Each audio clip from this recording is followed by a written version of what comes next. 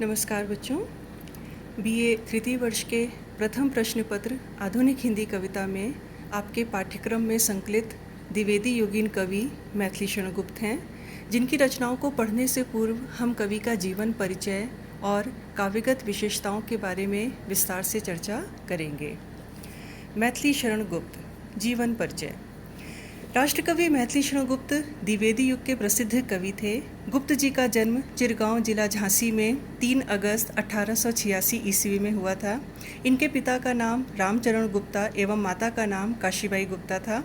साहित्य जगत में इन्हें दद्दा के नाम से संबोधित किया जाता है। गुप्त जी राम भक्त कवि माने जाते हैं और इनकी प्रथम कविता हेमंत शीर्षक से 1905 ईस्वी में सरस्वती पत्रिका में प्रकाशित हुई। वहीं इनका प्रथम काव्य संग्रह रंग में भंग है, जो 1909 ईस्वी में प्रकाशित हुआ। गुप्त जी स्वयं को कौटुंबिक कवि मात्र कहते हैं। आचार्य रामचंद्र शुक्ल ने गुप्त जी को सामंजस्यवादी कवि कहा है। आपकी भारत भारती रचना देश तथा मातृभूमि के प्रति गर्व और गौरव की भावनाओं से ओतप्रोत है। इसी कारण गांधी जी ने आपको राष्ट्रकवि कहकर संबोधित किया है। गुप्त जी को द्विवेदी काल में हरि गीतिका छंद का बादशाह कहा जाता है। आपने नारी प्रधान काव्यों की रचना प्रचुर मात्रा में की। भारतीय संस्कृति के उपासक गुप्त जी का निधन 12 दिसंबर 1964 ईस्वी में हुआ।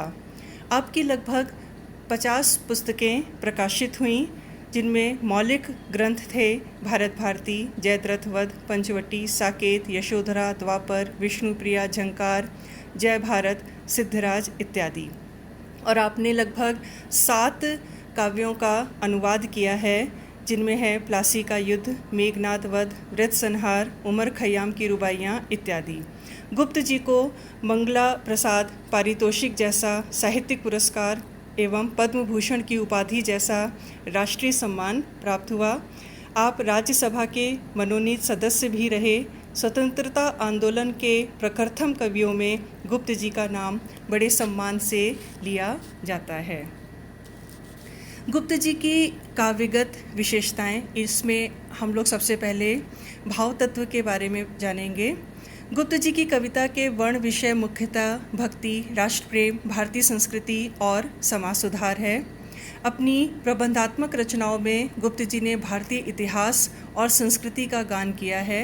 ये हिंदी के राष्ट्र कवि कहे जाते हैं। भगवान राम तथा हिंदू धर्म के प्रति निष्ठा संपन्न होने के बावजूद गुप्त जी सच्चे अर्थों में उदार मानवतावादी कवि हैं। इनकी धार्मिकता में संकीर्णता का आरोप नहीं किया जा सकता। इन्होंने अपनी रचनाओं में बौद्ध, सिख तथा मुस्लिम धर्म गाथाओं को भी विषय वस्तु के रूप में ग्रहण किया है। सभी धर्मों के प्रति आदर और श्रद्धा का भाव व्यक्त किया। ये भारतीय संस्कृति के सच्चे पुजारी हैं। गुप्त जी की लोक सेवा सर्वोपरि है। इनकी राष्ट्रीयता पर गांधीवाद की पूरी छाप है। राजनैतिक और सामाजिक स्तर पर गुप्त जी गांधीवादी और राष्ट्रवादी हैं। इनकी रचनाओं में समाज सुधारवादी दृष्टिकोण व्याप्त है। अछूतों, अबलाओं, दलित वर्ग के उद्धार के लिए वे कृत संकल्प हैं।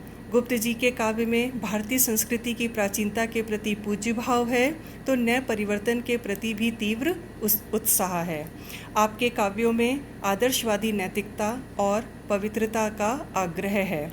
गुप्त जी ने पौराणिक आख्यानों की तर्क संगत अभिव्यक्ति की है। आपने साकेत, यशोधरा, विष्णुप्रिया आदि काव्यों में नारी पात्रों के चरित्रों को गरिमा प्रदान की है। नारी जाति के प्रति आपके हृदय में अपार आदर और सहानुभूति है। गुप्त जी के प्रकृति चित्रण में सरसता, मार्मिकता और सजीवता है। मैथिली शरण गुप्त को भारतीय संस्कृति का वैतालिक कहा जाता है। उनका काव्य भारतीय संस्कृति के विविध चित्रों का चित्राधार है। उन्होंने वैदिक संस्कृति से लेकर आधुनिक युग तक भारतीय संस्कृति के विविध रूपों का अंकन किया है। उनकी राष्ट्रीय चेतना भी सांस्कृतिक चेतना से अनुस्यूत है। गुप्त जी के साकेत में रामायण कालीन संस्कृति, द्वापर, जय भारत, जयद्रथ वध में महाभारत कालीन संस्कृति तथा यशोधरा में बौद्धकालीन संस्कृति के सुंदर चित्र बिखरे हुए हैं। मैथिली शरण गुप्त राम भक्त कवि हैं। इन्होंने अपनी रचनाओं में जहाँ तहाँ राम का गुणगान और स्तवन किया है। इसी प्रकार हम गुप्त जी के जब शिल्प तत्व की ओर विचार करते हैं तो हम देखते हैं कि राष्ट्र प्रेम, आर्य संस्कृति से प्रेम, प्रकृति प्रेम, मानव हृदय के चित्र, नारी महत्व गुप्त जी के प्रमुख काव्य विषय रहे हैं। सरस्वती पत्रिका में प्रकाशित प्रारंभिक रचनाओं से लेकर भारत भारती की कविताओं तक गुप्त जी का कवि इतिवृत्तात्मक और गद्यात्मक शुष्कता से ग्रसित है, किंतु साकेत तक आते आते उनका काव्य सरसता और भाव प्रवणता की दृष्टि से उच्च कोटि का हो गया है। गुप्त जी की भाषा शुद्ध परिष्कृत खड़ी बोली है, जिसका विकास धीरे धीरे हुआ है। इनकी भाषा में संस्कृत के तत्सम शब्दों का भी प्रयोग हुआ। शब्द चयन में गुप्त जी काफ़ी कुशल हैं। काव्यों में मुहावरे और लोकोक्तियों के प्रयोग से चार चांद लग गए हैं। भाषा में प्रसाद गुण की प्रधानता है। कहीं कहीं तुक मिलाने के प्रयास में शब्दों को विकृत भी करना पड़ा, जो खटक जाता है। गुप्त जी के प्रकृति चित्रण में सरसता और सजीवता है। मनोभावों के चित्रण में गुप्त जी को विशेष दक्षता प्राप्त है। काव्य रचना की दृष्टि से देखें तो गुप्त जी ने 4 प्रकार की शैलियों का प्रयोग किया है। पहली भावनात्मक शैली, जो झनकार तथा अन्य गीति काव्यों में मिलती है। दूसरी उपदेशात्मक शैली, जो भारत भारती तथा गुरुकुल काव्य ग्रंथों में मिलती है। तीसरी गीति नाट्य शैली, जो हमें यशोधरा, सिद्धराज, नहुष आदि काव्य ग्रंथों में मिलती है। और चौथी है प्रबंधात्मक शैली, जो हमें साकेत, पंचवटी, जयद्रथ वध में दृष्टिगोचर होती है। गुप्त जी के काव्यों में संवादों की अभिव्यक्ति अत्यंत ही सरल, तर्क, व्यंग्य से युक्त है।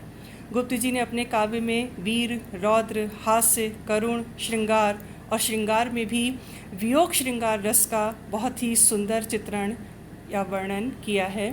गुप्त जी ने नए और पुराने दोनों प्रकार के छंद अपनाए हैं। हरि गीतिका छंद गुप्त जी को अत्यंत प्रिय है। गुप्त जी की कविता में उपमा, रूपक, उत्प्रेक्षा, संदेह, यमक, श्लेष, अनुप्रास आदि अलंकारों की प्रधानता है। विशेषण, विपर्यय और मानवीकरण आदि नए ढंग के अलंकार भी आपकी रचनाओं में छायावाद प्रभाव के कारण आ गए हैं। गुप्त जी के साहित्य पर बंगला भाषा के काव्य का प्रभाव पड़ा। साथ ही छायावादी काव्य चेतना ने उन्हें कोमल कांत पदावली में भावपूर्ण रचनाएं लिखने की प्रेरणा दी। खंड काव्यों तथा महाकाव्यों की रचना के साथ गुप्त जी ने लाक्षणिक तथा उक्ति वैचित्र से परिपूर्ण भावशील गीतों की रचना भी की। रचनाकाल के क्रम के अनुसार गुप्त जी के प्रमुख काव्य ग्रंथ इस प्रकार से हैं: जयद्रथ वध 1910 ईस्वी, भारत भारती 1912 ईस्वी, यशोधरा 1922 ईस्वी, पंचवटी 1925 ईस्वी, साकेत 1931 ईस्वी, सिद्धराज 1936 ईस्वी, द्वापर 1936 ईस्वी, नहुष 1940 ईस्वी, जय भारत 1952 ईस्वी, विष्णुप्रिया 1959 ईस्वी। गुप्त जी का काव्य मौलिक उद्भावनाओं, चरित्रगत नवीनता और आकर्षक शिल्प का अद्भुत उदाहरण है। गुप्त जी आधुनिक हिंदी काव्य जगत के अनुपम रत्न हैं। ये सही अर्थों में राष्ट्र कवि थे। इन्होंने अपनी प्रेरणादायक और उद्बोधक कविताओं से हिंदी साहित्य जगत में चेतना का संचार किया है। धन्यवाद।